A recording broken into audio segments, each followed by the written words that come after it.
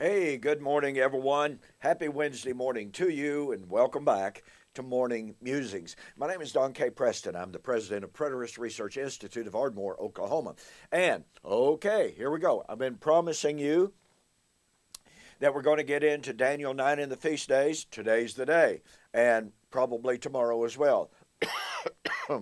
um, we are focused on the Olivet Discourse. We've been spending a good bit of time now on Matthew 25:14 and following, and the parable of the absent master, or the return of the absent master. This is such an incredibly important motif and theme. As I stated yesterday, every single passage in the Bible that talks about the coming of the Lord is about the return of the absent master. I mean, after all, if he's coming, he hadn't been there, right? If he hadn't been there, then he had gone away. If he had gone away, he was the absent master. It's really quite simple, but I have been sharing with you how Daniel chapter 9 is a fantastic prophecy. John Walvoord said that Daniel 9:24 and following is the most important Old Testament prophecy in the whole Bible. Well, Daniel 9 is in fact incredibly important. And I believe that Daniel 9 is based squarely upon Israel's festal calendar. It is about the climax of Israel's covenant history. Now, it amazes me that this concept is not developed in the literature. As a matter of fact, a couple of years ago, I shared this concept, this idea, if you please, this theory, with a good friend of mine who is a world-class Hebrew scholar in Israel.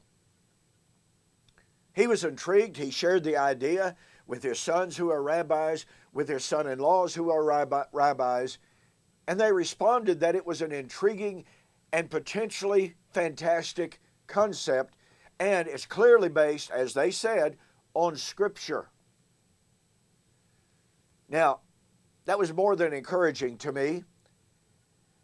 And let me present to you the idea, first of all, this morning, that Daniel chapter 9, 24 and 20 through 27 is in fact based upon Israel's festal calendar. Now, let's back up to Leviticus chapter 23. Leviticus chapter 23 and a parallel of Numbers chapter 28 gives us the list of all 7 of Israel's major feast days. Sorry, folks. The first of the major feast days was Passover.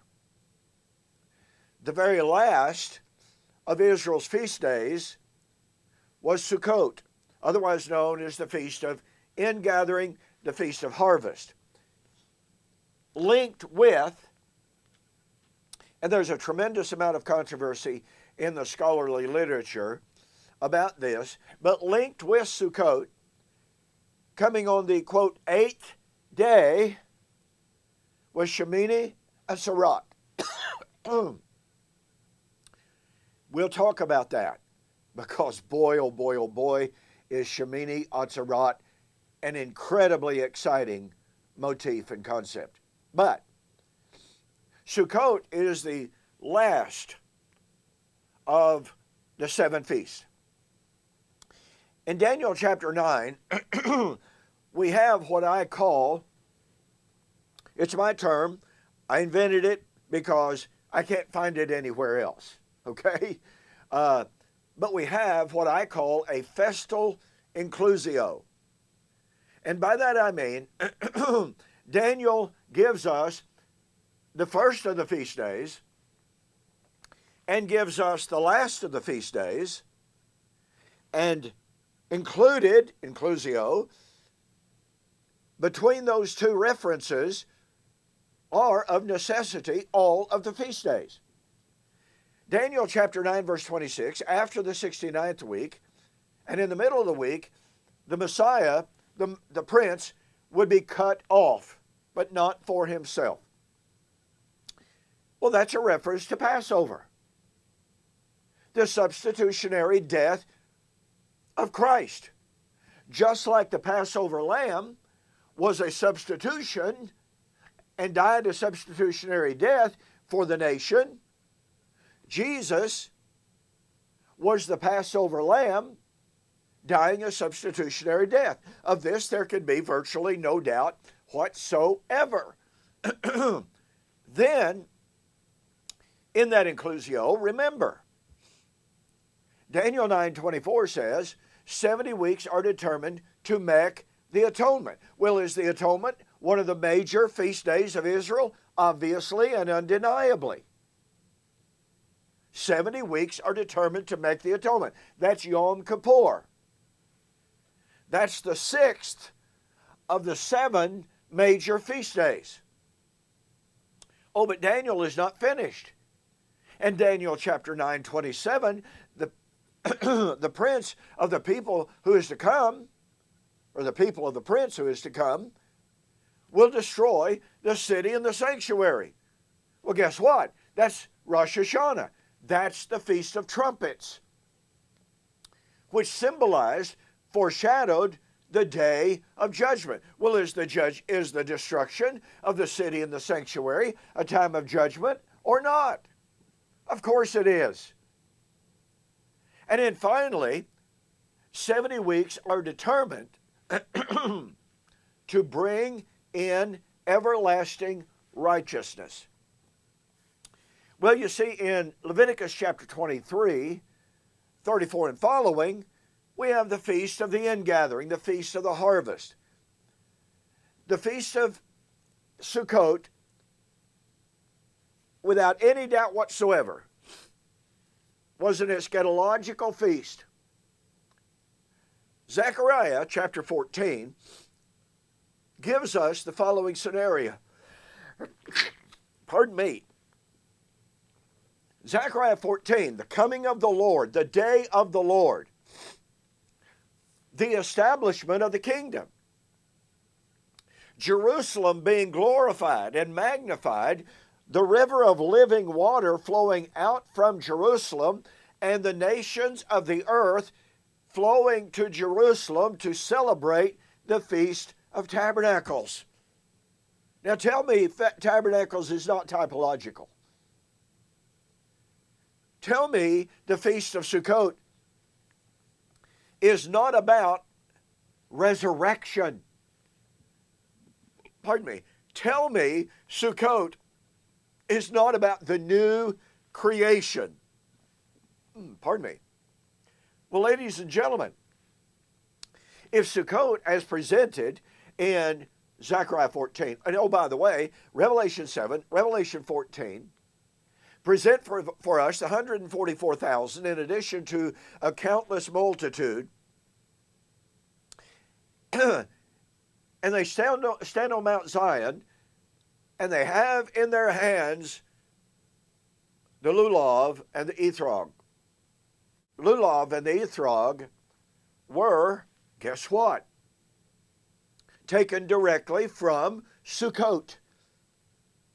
During the Feast of Tabernacles, the celebrants would take the etrog, which was a band of branches and leaves from very specific kinds of plants, the willow among them, etc., etc. And the etrog, that was the lulav, excuse me. The etrog was a citrus fruit, and catch the power of this. The citrus fruit was called, and sometimes it'd be a lemon, something like that. But that citrus fruit, during the festival, they would take the lulav and the etrog, and they would wave them before the Lord. That etrog was called, catch this, the fruit of paradise. I mean, this is literally incredible. and they were celebrating and anticipating as they marched around the altar for 6 days. And as they sang, they said, "Save, Lord, save us now." In the celebration of the Feast of Tabernacles, they were praying for their ultimate salvation, which, by the way, pointed to the salvation of all nations, as we've just seen from Zechariah 14. They were praying, in other words, for the new creation. Well, what about the new creation?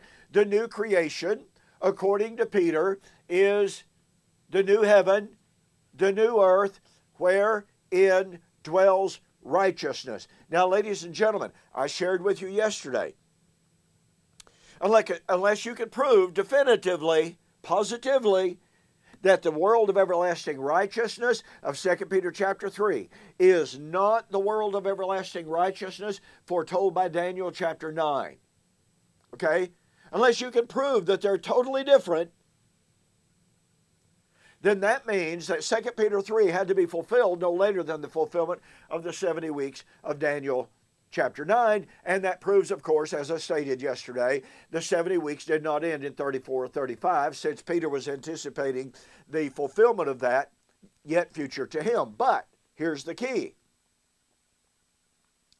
That world of righteousness was the world of the resurrection. I mean, after all, Revelation chapter 20, resurrection, Revelation 21, new heaven and new earth. Revelation 21, the new heaven and the new earth, wherein dwells righteousness. So when Daniel was foretelling and prophesying the arrival of everlasting righteousness, ladies and gentlemen, that ties in absolutely, directly, inextricably, and irrefutably, I would suggest,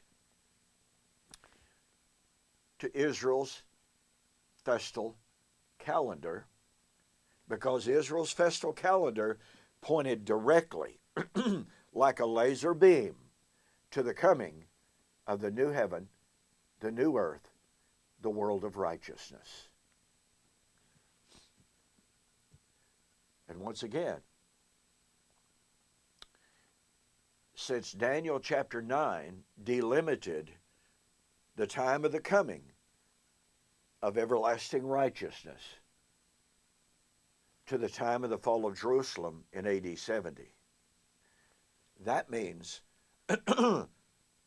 Daniel 9 and its prediction of the fulfillment of Israel's feast days limited to AD 70. That means 2 Peter 3, Revelation 20 to 22, limited to AD 70. Listen, I discuss a lot of this, not so much the feast days, I must confess, because I'll be really honest, I didn't see all of this when I wrote this book. Okay, but nonetheless, I do develop the concept of the resurrection foretold by Daniel 9 in this book. 70 weeks are determined for the resurrection.